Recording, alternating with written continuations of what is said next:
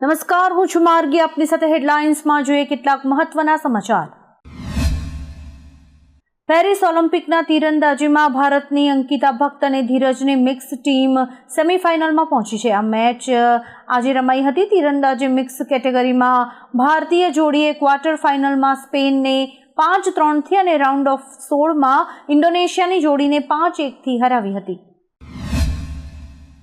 અમદાવાદના નબીરાને સોનું પહેરીને રીલ્સ બનાવવી ભારે પડી છે. પોતાના ઇન્સ્ટાગ્રામ અકાઉન્ટમાં સ્કોર્પિયો કાર અને સોનાના ઘરેણાં પહેરીને તેમણે રીલ્સ બનાવી હતી. આ રીલ્સ જોઈને 4 જેટલા લોકોએ યુવક પાસે વધુ પૈસા હોવાનું અનુમાન લગાડી તેની રેકી કરી તેનું અપહરણ કર્યું હતું. એટલું જ નહીં, આ યુવકને બેભાન કરવા માટે નશાકારક ઇન્જેક્શન પણ અપાયું હતું. અમદાવાદ ગ્રામ્ય એલસીબી અને એસઓજીની ટીમે આ સમગ્ર ઘટનાનો ભેદ ઉકેલ્યો છે. ઓલિમ્પિકમાં હોકીની તેની છેલ્લી ગ્રુપ મેચમાં ભારતની મેન્સ હોકી ટીમે ઓસ્ટ્રેલિયાને 3-2 હરાવ્યું છે. ભારતે પહેલા ક્વાર્ટરમાં જ અભિષેક અને કેપ્ટન હરમનપ્રીતના ગોલની મદદથી 2-0ની સરસાઈ મેળવી હતી. પછી ઓસ્ટ્રેલિયાએ બીજા ક્વાર્ટરમાં ગોલ કરીને અંતર ઓછું કર્યું હતું, પરંતુ ત્રીજા ક્વાર્ટરમાં હરમનપ્રીતે સ્કોર 3-1 કર્યો હતો. ચોથા ક્વાર્ટરમાં પણ ઓસ્ટ્રેલિયા માત્ર એક જ ગોલ કરી શક્યું હતું. ઉલ્લેખનીય છે કે ભારત 1972 પછીથી ઓલિમ્પિકમાં ઓસ્ટ્રેલિયા સામે એક પણ મેચ નથી જીત્યું. કેરળનો વાયનાડ જિલ્લો તેની પ્રાકૃતિક સુંદરતા માટે જાણીતો હતો, પરંતુ કોઈએ વિચાર્યું ન હતું કે ભારતનો સ્વર્ગ ગણાતા જિલ્લામાં આવી દુર્ઘટના થશે જે બધું જ તબાહ કરી નાખશે. જોકે ઇસરોએ કેરળના વાયનાડમાં ભૂસ્ખલનના અકસ્માતના ફોટો શેર કર્યા છે, જેમાં ભૂસ્ખલન પહેલાના સેટેલાઇટ ફોટોમાં વાયનાડ સુંદર અને લીલુંછમ દેખાય છે, જ્યારે બીજી તસવીરમાં કાટમાળ સાથે તારાજીના દ્રશ્યો દેખાયા હતા. આજે રાજ્યસભામાં રેલવે મંત્રી અશ્વિની વૈષ્ણવને બુલેટ ટ્રેનને લઈને પ્રશ્ન પૂછાયો હતો. જવાબમાં તેમણે કહ્યું કે બુલેટ ટ્રેનનું કામ તેજ ગતિએ ચાલી રહ્યું છે. લગભગ 320 કિલોમીટરનો રૂટ તૈયાર થઈ ગયો છે. ઉલ્લેખનીય છે કે બુલેટ ટ્રેન પ્રોજેક્ટ ઘણો જટિલ હોય છે અને તેમાં ઘણી બાબતો ધ્યાનમાં રાખવાની હોય છે. પહેલી ટ્રેન મુંબઈથી અમદાવાદ વચ્ચે દોડશે. તેના ભાડા અંગે રેલવે મંત્રીએ કહ્યું કે મેટ્રોની જેમ બુલેટ ટ્રેનમાં પણ કોઈ જ ક્લાસ ડિસાઇડ નહીં હોય. વડોદરાની એસએનડીટી કોલેજમાં આવતીકાલે મહિલાઓ માટે ભરતી મેળાનું આયોજન કરવામાં આવ્યું છે. આ દરમિયાન 300થી વધુ જગ્યાઓ માટે ઇન્ટરવ્યૂ લેવાશે. 10 અને 12 પાસ અને ગ્રેજ્યુએટ માટે રોજગારીની ઉત્તમ તક છે. ભરતી મેળામાં 300થી પણ વધુ જગ્યાઓ માટે ઇન્ટરવ્યૂ લેવાશે. ભરતી મેળામાં મહિલા ઉમેદવારોને સ્વરોજગાર લોન સહાય તેમજ ફ્રી વોકેશનલ તાલીમ કોર્સ, વિદેશ રોજગાર અને શિક્ષણ તેમજ સેફ લીગલ માઇગ્રેશન અંગે પણ માર્ગદર્શન અપાશે. અમદાવાદ શહેરના સારવા વિસ્તારમાં ઇલેક્ટ્રિક વ્હીકલના શોરૂમમાં એકાએક જ આગ લાગવાની ઘટના સામે આવી હતી. આગ લાગતાની સાથે જ બેટરી પણ ધડાકા સાથે ફાટવા લાગી હતી, જેનાથી કાચ પણ તૂટ્યા હતા. આસપાસની દુકાનમાં રહેલા લોકોમાં પણ ભય ફેલાયો હતો. જોકે ઘટનાની જાણ થતાં જ ફાયર વિભાગની ટીમ ઘટના સ્થળે દોડી આવી હતી અને ભારે જહેમત બાદ આગ ઉપર કાબુ મેળવ્યો હતો. જોકે આગનું કારણ હજુ સુધી જાણવા નથી મળ્યું. ભારતીય શૂટર મનુ ભાકરે 25 મીટર પિસ્તોલ સ્પર્ધાની ફાઇનલમાં જગ્યા બનાવી લીધી છે. તેણે ક્વોલિફિકેશન ઇવેન્ટમાં બીજું સ્થાન મેળવીને ફાઇનલમાં પ્રવેશ મેળવ્યો હતો. મનુ ભાકરે 590 પોઈન્ટ મેળવ્યા હતા, જ્યારે કે હંગેરીની મેજર વરાણિકા 592 પોઈન્ટ સાથે ટોચના સ્થાને રહી હતી. બીજી તરફ અંકિતા અને ધીરજની જોડીએ પણ તીરંદાજીની મિક્સ ડબલ્સમાં ઇન્ડોનેશિયાની જોડીને હરાવીને ક્વાર્ટર ફાઇનલમાં જગ્યા બનાવી લીધી છે. અમદાવાદમાં ગઈકાલ રાતથી જ વરસાદી માહોલ છવાયો છે, ત્યારે આજે પણ વહેલી સવારથી જ વાદળછાયું વાતાવરણ જોવા મળી રહ્યું છે. બપોરના સમયે મેઘરાજાની પધરામણી થઈ હતી. હવામાન વિભાગે અમદાવાદ સહિત ઘણા જિલ્લાઓમાં આજે ભારે વરસાદની આગાહી કરી છે, જેના પગલે તંત્ર એલર્ટ થયું છે અને લોકોને પણ સાવચેતી રાખવા માટે અપીલ કરાઈ છે. હાઈકોર્ટે દિલ્હી કોચિંગ દુર્ઘટનાની તપાસ સીબીઆઈને સોંપી દીધી છે. જજે કહ્યું કે કેસની ગંભીરતાને જોતા તપાસ સીબીઆઈને ટ્રાન્સફર કરી રહ્યા છે. સુનાવણી દરમિયાન કોર્ટે તપાસની પદ્ધતિ ઉપર પોલીસને પણ ફટકાર લગાવી હતી. હાઈકોર્ટે દિલ્હી પોલીસના વકીલને કહ્યું કે આભાર માનો કે ભોયરામાં પાણીના પ્રવેશ પર મેમો ન ફાડ્યો. મામલો ગુનાહિત બેદરકારીનો છે. જવાબદારોને શોધો. ફાઇલ પણ જપ્ત કરવામાં નથી આવી. આવી રીતે તપાસ થાય છે એવો સવાલ પણ કોર્ટે પોલીસના વકીલને પૂછ્યો હતો. હવામાન વિભાગે કરેલી આગાહી પ્રમાણે સુરત સહિત ઘણા જિલ્લાઓમાં વરસાદી માહોલ છવાયો છે, ત્યારે સુરતમાં વરસાદને કારણે ઠેર ઠેર રસ્તાઓનું ધોવાણ થઈ ગયું છે. દાંડી રોડ પર 30 થી 40 બાળકો ભરેલી સ્કૂલ બસ અચાનક જ ખાડામાં ખાબકી હતી અને ત્રાસી થઈ ગઈ હતી. જોકે સ્કૂલ બસ ખાડામાં ખાબકતા જ બાળકોએ ચીસાચીસ કરી હતી, ત્યારે સ્થાનિક લોકોએ તાત્કાલિક દોડી આવી બસની બારીના કાચ તોડીને બાળકોને બહાર કાઢ્યા હતા. મિડલ ઇસ્ટમાં વધી રહેલા તણાવ વચ્ચે એર ઇન્ડિયાએ 8મી ઓગસ્ટ સુધી ઇઝરાયેલના તેલ અવીવ જતી ફ્લાઇટ્સ સ્થગિત કરી દીધી છે. લેબનોનથી ઇઝરાયેલના પ્રદેશ તરફ ડઝનેક રોકેટ છોડવામાં આવ્યા હતા. IDFએ કહ્યું કે માત્ર 5 રોકેટ ઇઝરાયેલમાં પ્રવેશ્યા અને નુકસાન કે ઈજાના કોઈ જ અહેવાલ નથી. આ અંગે એર ઇન્ડિયાએ કહ્યું કે અમે સતત પરિસ્થિતિ પર નજર રાખી રહ્યા છીએ અને મદદ પણ આપી રહ્યા છીએ. સુપ્રીમ કોર્ટે શુક્રવારના રોજ રાજકીય પક્ષો દ્વારા કોર્પોરેટ કંપનીઝ પાસેથી ચૂંટણી બોર્ડ દ્વારા મેળવેલા રાજકીય દાનની સ્પેશિયલ ઇન્વેસ્ટિગેટિવ ટીમ એટલે કે SIT તપાસની માંગ કરતી અરજીને ફગાવી દીધી હતી. સુપ્રીમ કોર્ટે કહ્યું કે આ કથિત કૌભાંડની તપાસ કરવાની અત્યારે કોઈ જરૂર નથી. કોઈને શંકા હોય તેવા કિસ્સામાં તે કાનૂની માર્ગ અપનાવી શકે છે અને જો કોઈ ઉકેલ ન આવે તો તે કોર્ટમાં જઈ શકે છે.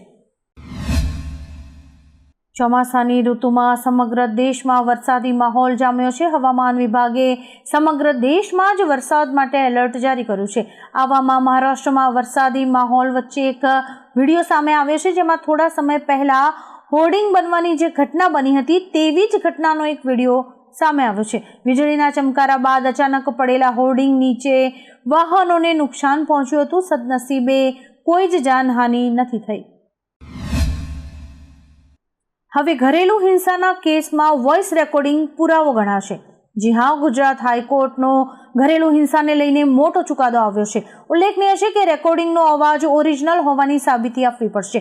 અવાજ પરથી વ્યક્તિની ઓળખ શક્ય હશે તો પુરાવો માન્ય ગણાશે. ત્યારે અત્યાર સુધી વોઇસ રેકોર્ડિંગને આધારભૂત પુરાવો ગણવામાં આવતો ન હતો, પરંતુ હવે ગુજરાત હાઈકોર્ટે વોઇસ રેકોર્ડિંગને પણ પુરાવા તરીકે માન્યતા આપી છે. કેન્દ્રીય મંત્રી ગિરિરાજસિંહે કહ્યું છે કે દેશની કમનસીબી છે કે રાહુલ ગાંધી વિપક્ષના નેતા છે. રાહુલ બંધારણીય પદ પર છે, પરંતુ સંસદમાં ખોટું બોલે છે, બહાર પણ દુષ્પ્રચાર કરે છે. હું ચેલેન્જ આપું છું કે તેઓ ફોન કરનાર અધિકારીનું નામ જણાવે. તેઓ શરમના માર્યા પોતાની જાતિ છુપાવીને ભાગી રહ્યા છે. તેમનાથી મોટો જુઠ્ઠો કોઈ જન્મ્યો નથી. ઉલ્લેખનીય છે કે રાહુલ ગાંધીએ એવો દાવો કર્યો હતો કે તેમના પર EDની રેડ પડવાની છે, જે મુજબનો તેમને ફોન આવ્યો હતો. ઉત્તરાખંડમાં અત્યારે ભારે વરસાદ અને ભૂસ્ખલનથી તબાહી મચી ગઈ છે. ઉત્તરાખંડના મોટી લીંચોલી નજીક ભૂસ્ખલનને કારણે 17 ગુજરાતી યાત્રાળુઓ ફસાયા છે. આ તમામ લોકો અરવલ્લી જિલ્લાના રહેવાસી છે. જોકે ગણતરીના કલાકોમાં જ તેમનું રેસ્ક્યુ કરવામાં આવ્યું હતું. અત્યારે તમામને સલામત રીતે નીચે લાવવામાં આવ્યા છે. બીજી તરફ CM ભૂપેન્દ્ર પટેલે ઉત્તરાખંડ સ્ટેટ ઇમરજન્સી ઓપરેશન સેન્ટરનો પણ સંપર્ક કર્યો હતો. MTV દ્વારા પેરાનોર્મલ એક્ટિવિટી ધરાવતો શો ટૂંક સમયમાં રિલીઝ થવા જઈ રહ્યો છે. આ શોનું નામ ડાર્ક સ્ક્રોલ છે, જેનું ટ્રેલર પણ તાજેતરમાં જ રિલીઝ કરવામાં આવ્યું હતું. આ શોને હોસ્ટ પ્રખ્યાત એક્ટર અમિત સાધ કરશે. આ શોમાં ભારતના અલગ અલગ રાજ્યોમાં ઘટેલી પેરાનોર્મલ દુર્ઘટનાઓ અને તેની વાર્તાઓ રજૂ કરાશે, જેમાં સ્પર્ધકોને પણ ટાસ્ક આપીને તેમનો ભૂત પ્રેત સાથે સામનો કરાવાશે. ચોમાસાની ઋતુમાં સહેલાણીઓ ગિરનાર પ્રવાસે જવાનું પસંદ કરતા હોય છે. હવે સમાચાર એ છે કે વરસાદના કારણે ગિરનાર પર્વત ઉપર એક શિલા ધસી છે. સદનસીબે તે સમયે કોઈ યાત્રી ન હોવાથી કોઈ નુકસાન નથી થયું. 2100 પગથિયા ઉપર આ શિલા ધસી ગઈ છે. જૂનાગઢમાં સતત વરસેલા વરસાદને કારણે આ ઘટના બની હોવાનું પ્રાથમિક તારણ છે. હાલમાં જે સ્થળે શિલા ધસી છે તે રસ્તો યાત્રિકો માટે બંધ કરી દેવાયો છે. ઝારખંડના રાંચી પહોંચેલા આસામના મુખ્યમંત્રી હિમંતા બિસ્વા શર્માએ કહ્યું છે કે રાહુલ ગાંધી પહેલા પત્રકારને પૂછતા હતા કે તમારી જાતિ શું છે. હવે જ્યારે લોકોએ તેમની જાતિ વિશે પૂછ્યું તો તેમણે કહ્યું કે તેઓ અમારી જાતિ વિશે કેમ પૂછે છે. જાતિ પૂછ્યા વિના જાતિ ગણતરી થશે? તે કહે છે કે હું જાતિની વસ્તી ગણતરી કરાવીશ, પણ મારી જાતિ નહીં જણાવું. આ કેવી રીતે થશે? જો ગણતરી થશે તો રાહુલ ગાંધીએ પણ પોતાની જાતિ જાહેર કરવી પડશે. હવામાન નિષ્ણાત અંબાલાલ પટેલ દ્વારા 5 તારીખ સુધી રાજ્યમાં ભારે વરસાદની આગાહી કરવામાં આવી છે.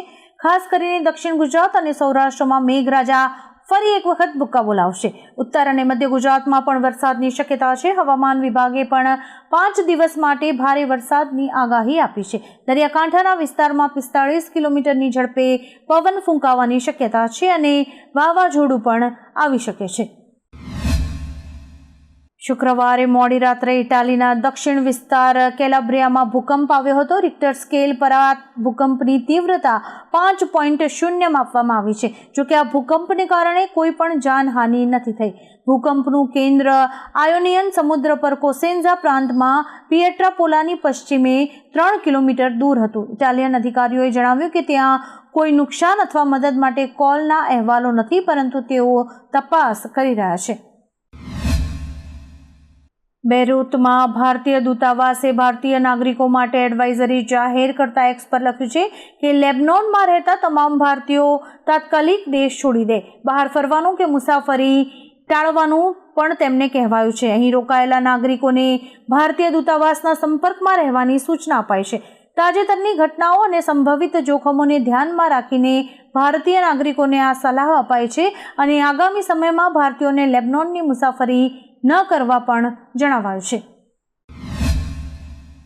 ઇઝરાયેલે લેબનોનમાં હુમલો કરીને ઈરાન સમર્થિત આતંકવાદી સંગઠન હિઝબુલ્લાહના કમાન્ડર ફુઆદ શુકરને મારી નાખ્યો હતો. ત્યારબાદ એવો ડર હતો કે ઇઝરાયેલ પર જવાબી હુમલો થઈ શકે છે અને એવું જ થયું પણ છે. આ હુમલાના 48 કલાક પછી હિઝબુલ્લાહે ઉત્તરી ઇઝરાયેલમાં ડઝનેક રોકેટ છોડ્યા છે. જોકે ઇઝરાયેલની સેનાએ કહ્યું કે ફક્ત 5 રોકેટ ઇઝરાયેલની સરહદમાં પ્રવેશ્યા છે. ટૂંકમાં હવે વધુ એક યુદ્ધ શરૂ થઈ ગયું છે.